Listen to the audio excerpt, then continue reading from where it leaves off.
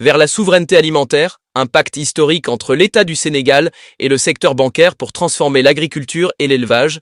Pour plus de détails, restez juste après cette intro. Aujourd'hui, nous semons les graines d'un Sénégal souverain, juste et prospère pour les générations futures. Si nous continuons à cultiver notre terre, nos idées et notre peuple, les fruits viendront toujours.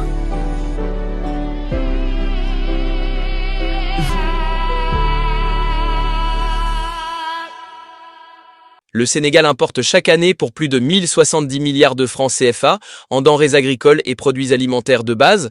Cela comprend environ 1 400 000 tonnes de riz, 860 000 tonnes de blé, 200 000 tonnes d'huile et de sucre, 347 000 tonnes de fruits et légumes, ainsi que pour plus de 100 millions d'euros en produits laitiers. Cette forte dépendance alimentaire pèse lourdement sur notre économie. Elle fragilise également la sécurité alimentaire et nutritionnelle du pays. Face à ce défi, le président de la République, son Excellence M. Bassirou Diomaye Diakhar Faye et le Premier ministre M. Ousmane Sonko ont fait de la souveraineté alimentaire un axe majeur de leur stratégie de transformation économique.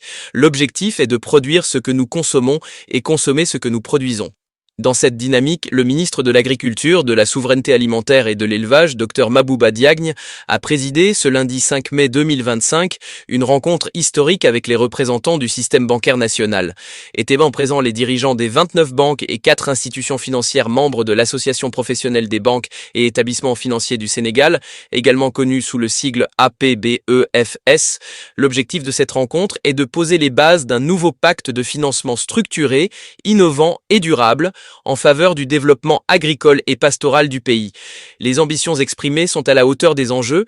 Il s'agit notamment de créer 90 000 emplois directs pour les jeunes et les femmes dans les chaînes de valeur agricoles et pastorales, déployer 525 fermes agroécologiques intégrées de 200 hectares chacune, soit une ferme dans chaque commune rurale du pays, structurer et financer les filières stratégiques telles que le riz, le lait, la tomate, la banane, ainsi que les filières d'élevage bovin, ovins, porcins et avicoles.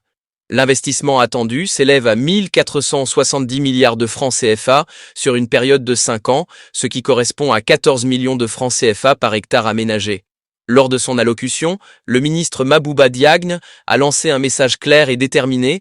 En ces termes, il est temps pour les banques de sortir de leur zone de confort. Il ne peut y avoir de souveraineté alimentaire sans un secteur bancaire pleinement engagé. Il a ainsi plaidé pour des mécanismes de financement innovants, contractualisés et adaptés aux réalités de chaque filière. De son côté, Mme Kadi Boy Han, présidente de l'APBEFS, a salué la démarche du gouvernement.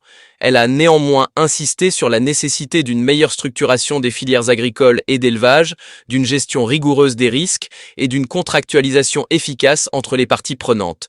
Le Sénégal ne pourra atteindre une souveraineté alimentaire durable qu'en conjuguant les efforts de l'État, des producteurs agricoles, des éleveurs et du secteur bancaire.